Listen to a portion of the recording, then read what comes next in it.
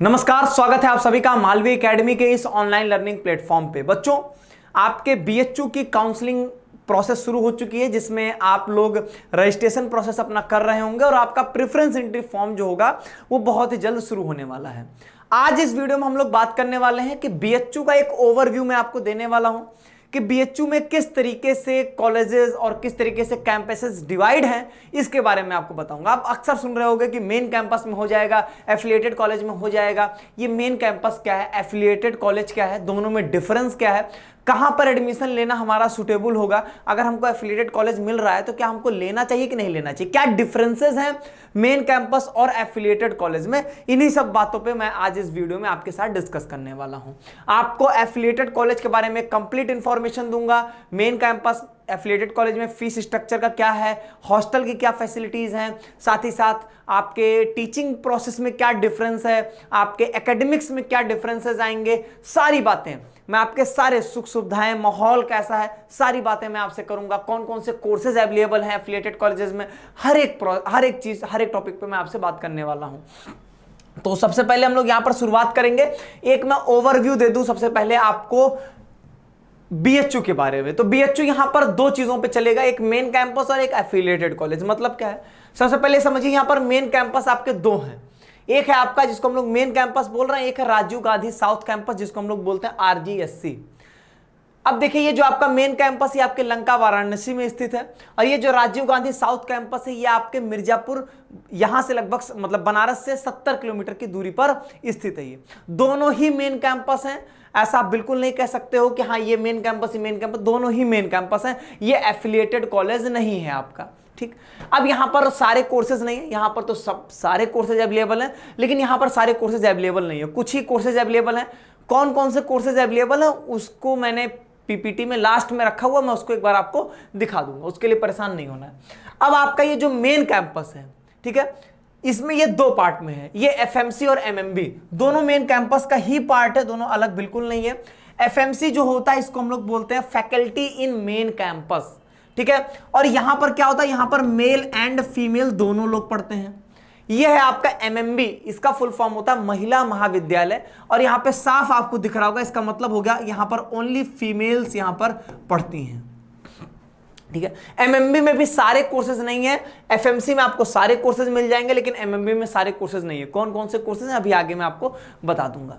तो यहां पर पहला बेसिक डिफरेंस ये आता है, ठीक है। पहली प्रायोरिटी होती है कि एफएमसी मिल जाए और देन लोग एमएमबी लेते हैं, ठीक है। और इसी वजह से आपके एफएमसी की मेरिट एमएमबी के कंपैरिजन में थोड़ा सा ज्यादा जाएगी, ठीक है। लेकिन है दोनों मेन कैंपस का ही दोनों पार्ट है यहां पे, ठीक है। इसके बाद हम बात करें यहां पर एफिलिएटेड कॉलेज की।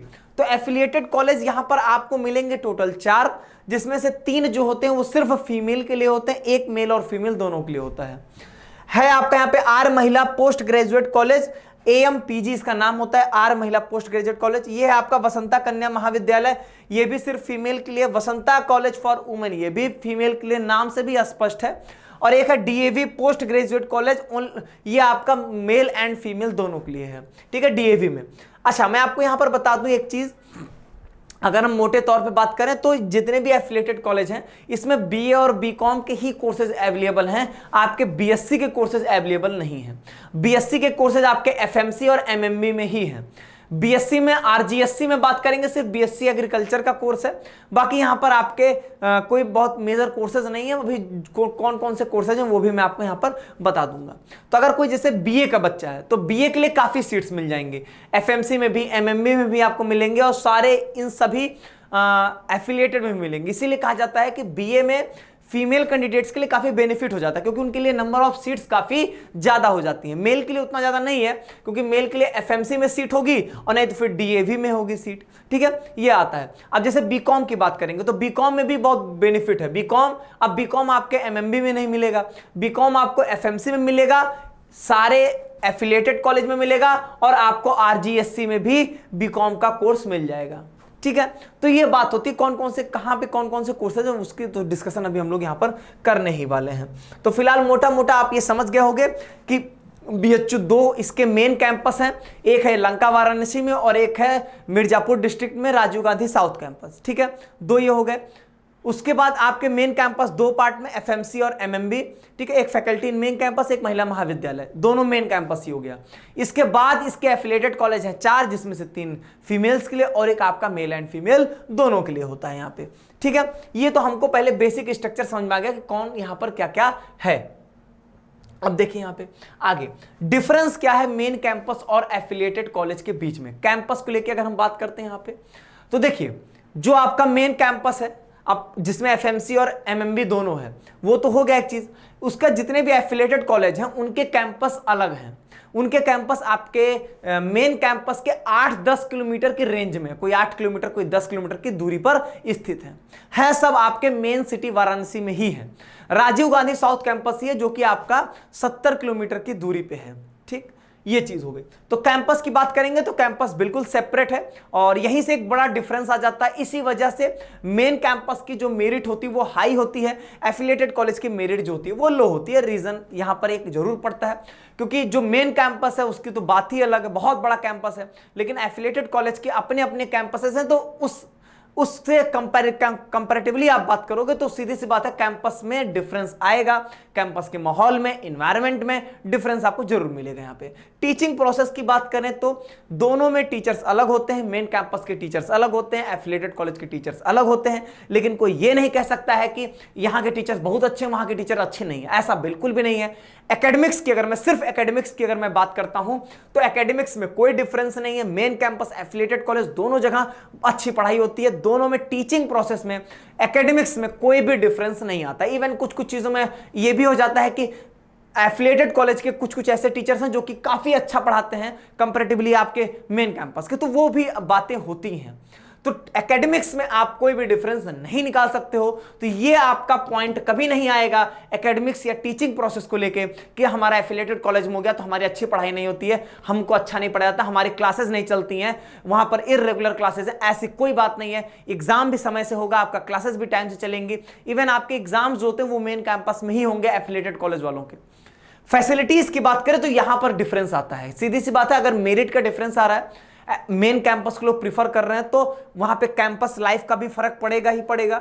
और दूसरी चीज यहां पे फैसिलिटीज का फर्क पड़ेगा ही पड़ेगा। उसका रीजन है मेन कैंपस है जैसे, तो मेन कैंपस में सुख सुविधाएं बहुत हैं, बहुत तरीके की सुख सुविधाएं हैं, चाहे वो जो भी हो, चाहे वो आपका जिम हो, चाहे वो स्विमिंग हो, चाहे वो मैं बात करूं मेडिकल फैसिलिटी हो, हेल्थ कार्ड से संबंधित, लाइब्रेरी से संबंधित फैसिलिटीज हो, वो बहुत ही बड़े पैमाने पर है, ठीक है। जो भी आप एक्स्ट्रा करिकुलर एक्टिविटीज को देखोगे तो ढेर सारी आपको ऑप्शंस मिलेंगे मेन कैंपस में, लेकिन वही चीजें आप लैक करने लगोगे अपने एफिलिएटेड कॉलेज में। एफिलिएटेड कॉलेज में ऐसा नहीं कि हॉस्टल सुविधा नहीं है या उनके मेडिकल फैसिलिटीज नहीं है, लेकिन जो उनके कैंपस में है उन्हीं को आप यूज कर सकते हो। जैसे अब कोई एफिलिएटेड कॉलेज है, उसमें जो उनकी हेल्थ फैसिलिटी होगी उसी को आप यूज कर सकते हो, जो उनकी लाइब्रेरी फैसिलिटी होगी उसी को आप यूज कर सकते हो। ऐसा नहीं कि आप एफिलिएटेड कॉलेज के हैं लेकिन मेन कैंपस की फैसिलिटी को यूज कर पाएंगे, आप यूज नहीं कर पाएंगे।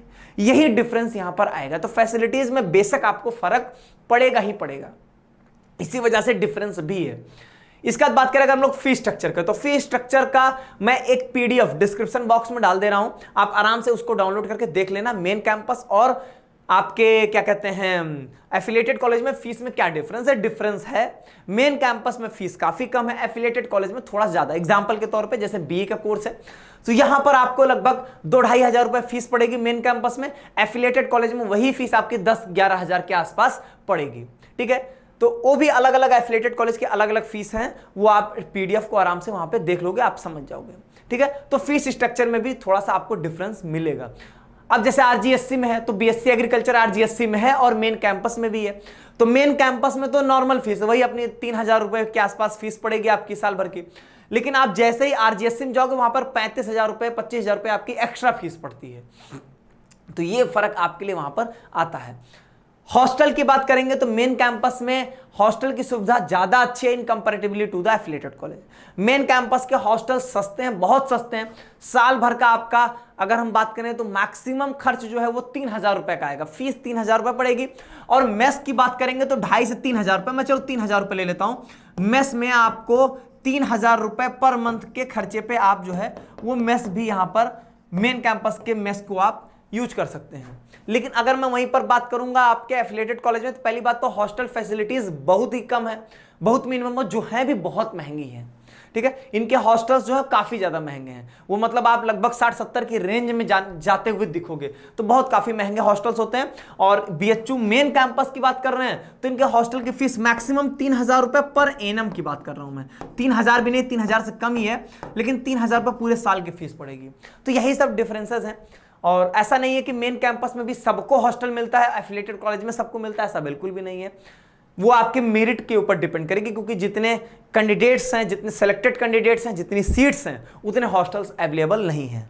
तो बात करें अगला यहाँ पे डिग्री की, तो देखिए डिग्री में कोई डिफरेंस नहीं होगा। जो आपके मेन कैंपस का स्टूडेंट होगा, जो एफिलिएटेड कॉलेज के स्टूडेंट होंगे, दोनों को बीएचयू की ही डिग्री मिलने वाली है। तो डिग्री में कोई फर्क नहीं होगा। ये नहीं मेंशन होगा कि आप आर्य महिला पीजी कॉलेज से पढ़े थे, आपकी ये ऐसा कहीं मेंशन नहीं होगा। तो डिग्री में कोई फर्क नहीं आएगा। सबसे बड़ा पॉइंट आपके लिए यही होना चाहिए। अब मैं यहां पर आपको एक बात समझाता हूं। देखिए सीधी सी बात है, आपका अगर नंबर अच्छा है तो आपको मेन कैंपस मिले, ये बेटर है, ये कोई वो बात नहीं है। सीधी सी बात है, मेन कैंपस और एफिलिएटेड कॉलेज में आपके डिफरेंसेस तो हैं ही। लेकिन अगर आपको मेन कैंपस, आपके कुछ मार्क्स कम है, आपको नहीं मिल पा रहा है और आपको एफिलिएटेड कॉलेज मिल रहा है, तब भी आपको परेशान होने की जरूरत नहीं है। आपको एफिलिएटेड कॉलेज में एडमिशन लेना चाहिए, उसमें कोई दिक्कत नहीं होगी। क्योंकि एफिलिएटेड कॉलेज में एकेडमिक्स की अगर बेसिस पे बात करेंगे तो कोई डिफरेंस नहीं आएगा। टीचिंग मेथड आपकी वहां पर भी उतनी ही अच्छी है, कोई दिक्कत नहीं है। डिग्री अल्टीमेटली आपको बीएचयू की ही मिलने वाली है। आप वहां पर मेहनत करके वापस पीजी में, जब आप करने पीजी आओगे तब आप मेन कैंपस आ सकते हैं, अगर आप मेहनत करेंगे तो। बहुत ऐसे हैं जो कि मेन कैंपस में होते हैं और 3 साल वही है, लापरवाही किए, उसका तो उनका एफिलिएटेड कॉलेज में भी एडमिशन नहीं होता। ये भी कंडीशंस हो जाती हैं। तो इसीलिए मैं कहूंगा कि अगर आप एकेडमिक्स को बेसिस बनाइए अपने, और एकेडमिक्स के बेसिस पे अगर आपको मेन कैंपस ना मिलकर एफिलिएटेड कॉलेज मिल रहा तो आप बेशक उसको ले लो, कोई दिक्कत की बात नहीं आएगी। ठीक है, थोड़ा फैसिलिटीज में डिफरेंसेस आएंगे। कैंपस सबके लिए ओपन होता, घूम कोई भी सकता है, उसमें कोई दिक्कत नहीं है। हाँ, बस थोड़ा सा सुख सुविधाओं में है, लेकिन वो इतना बड़ा पॉइंट नहीं है कि उसके लिए जो है आप एडमिशन न लें, ऐसा कोई भी बहुत बड़ा पॉइंट नहीं आएगा वो। चलिए अब यहाँ पर मैं बात करता हूँ कौन कौन से कोर्सेज अवेलेबल हैं। तो आपके लिए ये पीडीएफ के फॉर्म में मैं अवेलेबल करा दूंगा, तो आप आराम से खुद देख लेना कि यहाँ पर अगर हम बात करें एमएमबी में, तो एमएमबी में आपके B honours arts, social, maths, bio. मैंने पहले ही कहा था कि एमएमबी में आपको बीए बीएससी का कोर्स मिल जाएगा। बाकी जितने भी एफिलिएटेड है उसमें बीए और बीकॉम के ही कोर्सेज अवेलेबल है, बीएससी कोर्सेज नहीं है। और कौन कौन से ऑनर्स अवेलेबल है वो भी मैंने लिख दिया यहाँ पे। बी ऑनर्स सोशल साइंस में कौन कौन से कोर्सेज अवेलेबल है, बीएससी मैथ्स बायो में कौन कौन से ऑनर्स अवेलेबल है वो भी मैंने लिख दिया यहाँ पे। उसके बाद एमएससी इन बायो इन्फॉर्मेटिक्स और एमए, ये तो मास्टर के कोर्सेज हैं, वो आपसे मतलब नहीं है। बीकेएम, बीए ऑनर्स आर्ट्स के कौन कौन से, बी ऑनर्स सोशल साइंस कौन कौन से, और एमए के कोर्सेज हैं यहाँ पे। वो भी एमए के कोर्सेज तो आप यूजी वाले हो, आपको मतलब नहीं, लेकिन एक जानकारी के लिए यहाँ पे मैंने मेंशन कर दिया। बीसीडब्ल्यू की बात करूंगा तो आर्ट्स और सोशल में कौन कौन से कोर्सेज है वो देख लो आप यहाँ पे। और यहाँ पर आपके लिए बीकॉम ऑनर्स का कोर्स जो है वो अवेलेबल रहेगा। ठीक है, इसके बाद आपका एएमपीजी में भी आपके बीए आर्ट्स, बीए सोशल और यहां पर आपके बीकॉम के कोर्सेज अवेलेबल हैं। ऐसे डीएवी की बात करेंगे तो डीएवी में BA arts, BA social science और यहां पर बीकॉम ऑनर्स के कोर्सेज अवेलेबल हैं। ठीक है, और इसके बाद यहां पर एक फाइनल कंक्लूजन की बात करते हैं। एक चीज और देख लीजिए, ये आप आराम से देख सकते हैं, मैंने ये अटैच कर दिया है कि आपके आरजीएससी में कौन कौन से कोर्सेज अवेलेबल हैं। आप देख सकते हो यहाँ पे काफी ज्यादा कोर्सेज, जैसा बीकॉम कोर्सेज वही आपके मतलब का होगा, बीएससी एग्रीकल्चर आपके मतलब का होगा, बाकी कोर्सेज आपके मैक्सिमम इसमें पीजी के कोर्सेज काफी ज्यादा हैं। वो भी कई सारे डिप्लोमा के इसमें कोर्सेज हैं, कई सारे इसमें सर्टिफिकेट के कोर्सेज हैं, जिनसे बहुत ज्यादा मतलब भी आपको नहीं होगा। ठीक है, तो बहुत ज्यादा बीएससी मतलब अगर मैं बात करूंगा यहाँ पर आरजीएससी में, तो आपके काम के कोई खास कोर्सेज यहां पर अवेलेबल नहीं है यहाँ पे। ठीक है, बस एक बीएससी एग्रीकल्चर वालों के लिए मोस्ट इंपॉर्टेंट है, क्योंकि बीएससी एग्रीकल्चर और बीकॉम वो दोनों कोर्सेज यहां पर अवेलेबल हैं। तो आरजीएससी का भी ठीक है, आरजीएससी में थोड़ा सा दूर पड़ता है, आप सिटी से काफी दूर चले जाओगे, ये एक थोड़ी सी बात होगी, बाकी तो चीजें वहां पर भी ठीक है। तो पहली प्रायोरिटी मेन कैंपस हो, एफिलिएटेड कॉलेज हो, देन आरजीएससी मिले तो बढ़िया है। ठीक है, वैसे ही मेरिट में भी सेम आपको डिफरेंसेस दिखने को मिलेंगे। सबसे ज्यादा जाएगा main campus, then affiliated college, then RGSC वाले कैंपस की। ठीक है, फाइनल कंक्लूजन की बात करें कि एफिलिएटेड कॉलेज में एडमिशन लेना चाहिए या नहीं चाहिए। देखिए सीधी सी बात है, अगर आपको मेन कैंपस में एडमिशन मिल रहा तो ठीक है, नहीं मिल रहा है तो आप पहले ये देखो आपको और कहाँ एडमिशन मिल रहा है, फिर आप कंपेरिजन करो। जैसे अगर मान लीजिए आपका एडमिशन बीएचयू के एफिलिएटेड में और इलाहाबाद के मेन कैंपस में हो रहा है, तो आप इलाहाबाद के मेन कैंपस को प्रीफर कर लो, कोई दिक्कत नहीं है। या आप उस केस में आपके पास चॉइस, आप दोनों कर सकते हो। बीएचयू का एफिलिएटेड ले लोगे तब भी ठीक है, और इलाहाबाद का मेन कैंपस ले लोगे तब भी ठीक है। अब इलाहाबाद का एफिलिएटेड और बीएचयू का एफिलिएटेड मिल रहा है तो बीएचयू का एफिलिएटेड आप ले लेंगे। तो आपके पास चॉइस होगी और कई सारे पैरामीटर्स होंगे जिनके बेसिस पे हम लोग डिसीजन ले सकेंगे। लेकिन एडमिशन लेना एफिलिएटेड कॉलेज में बिल्कुल भी किसी भी तरीके से कोई भी गलत नहीं होगा। आप आराम से एडमिशन लेके कभी पछताओगे नहीं, आप अल्टीमेटली आपके लिए बेहतर ही होगा। एक चीज मैं यहां पर जरूर बोलूंगा, अगर आप मान लीजिए कि ड्रॉप लेके तैयारी कर रहे थे, ठीक है, आपका एक साल ऑलरेडी ड्रॉप हो चुका है, आपको एडमिशन बीएचयू के एफिलिएटेड में मिल रहा है, तो आप आराम से एडमिशन ले लीजिए, इस बात को जान लीजिए। लेकिन अगर आप 12th क्लास में हैं और आपका एडमिशन मतलब ऐसा है कि आपका एफिलिएटेड में हो रहा है, बाकी मेन कैंपस में एडमिशन नहीं हो पा रहा है, और आपको लगता है कि मैं एक साल तैयारी करके और अच्छा कर सकता हूं, तो बेहतर होगा कि आप एडमिशन लेके दिन तैयारी करिए। आपको समय मिल जाएगा तैयारी करने के लिए, बहुत बड़ी चीज नहीं होगी वो। या आप चाहें तो ड्रॉप करके तब उस केस में एफिलिएटेड कॉलेज को ड्रॉप करके आप मेन कैंपस के लिए अच्छे से अपने आप को प्रिपेयर कर सकते हैं। तो एडमिशन लेना किसी बेसिस पे गलत नहीं, मैंने पहले कहा एकेडमिक्स बेसिस पे एकदम सेम है, और एकेडमिक बेसिस ही आपका क्राइटेरिया होना चाहिए चॉइस का, ठीक है। तो बाकी बहुत सारे पैरामीटर्स बनेंगे कि इसके साथ और आपको क्या मिल रहा है, तो उस समय भी हम आपको गाइड करेंगे। लेकिन हम यही कहेंगे कि बहुत ज़्यादा इस चीज़ से मत करिए कि एफिलिएटेड कॉलेज है तो मेन कैंपस जैसा इन्वायरमेंट, माहौल, सुख सुविधाएं, थोड़ी डिफरेंसेस आएंगे, लेकिन वो सब चीज़ें आप समय के साथ ओवरकम कर जाओगे, वो इतना बड़ा पॉइंट आपके लिए नहीं बनने वाला है, ठीक है। तो कहीं और एडमिशन नहीं हो रहा है तो यहाँ पर एडमिशन ले लें तो ज़्यादा बेटर होगा। मतलब अगर मेन कैंपस नहीं हो रहा, और इसके कंपेरेटिवली कई सारी यूनिवर्सिटीज़ होंगी, जैसे कि अगर मैं बात करूँ कि मान लीजिए कोई ऐसे ही कोई आपके मान लीजिए कोई लोकल यूनिवर्सिटी है आपके इर्द गिर्द, या कोई स्टेट यूनिवर्सिटी है, कोई अच्छी यूनिवर्सिटी आपको नहीं मिल रही है, तो आप तब भी एफिलिएटेड कॉलेज आपको मिल रहा है तो ज़्यादा बेटर है, ठीक है। तो अल्टीमेटली मैं एफिलिएटेड कॉलेज के पॉजिटिव साइड में आपको लेके जा रहा हूँ कि पॉजिटिव है, लोगे तो कोई गलत नहीं है, ठीक है। यही चीज़ अगर मैं भी इलाहाबाद यूनिवर्सिटी के लिए वीडियो बना रहा होता तो मैं वहाँ के कुछ एफिलिएटेड कॉलेज पे आपको रोक देता कि यहाँ पर एडमिशन लेने से आप बचें, उसके कंपैरेटिवली कहीं आप और ट्राई कर लें, ठीक है। तो ये सब चीज़ें कई सारे पैरामीटर्स पे भी बात करनी पड़ जाती है, तो वो समय के साथ जब आपको यूनिवर्सिटीज़ मिलने लगेंगे तब हम उस पर बातचीत आपसे जरूर करेंगे। तो मेरे हिसाब से बीएचयू का एक पूरा फ्रेमवर्क आपको समझ में आ गया होगा, और बाकी फीस स्ट्रक्चर का पीडीएफ आपको मिल जाएगा। तो आपको बीएचयू पूरा फ्रेमवर्क समझ में आ गया होगा कि कैसे यहाँ पर कैंपसेस के डिवाइड किए गए हैं। अब इसके बाद हम लोग आगे आने वाले वीडियोस में हम लोग कोर्स वाइज बात करेंगे आपसे, जैसे बीएससी मैथ, बायो, एग्रीकल्चर हो गया, बीए आर्ट सोशल हो गया, बीकॉम हो गया, इन सब कोर्सेज के बारे में हम लोग बात करेंगे। बीएलएलबी हो गया, इन सब कोर्सेज से रिलेटेड आपसे बातचीत वहाँ पे की जाएगी। अब जैसे बीएलएलबी की बात करें तो बीएलएलबी सिर्फ मेन कैंपस में, बाकी कहीं नहीं है वो, ठीक है, वो कोर्सेज अवेलेबल ही नहीं है।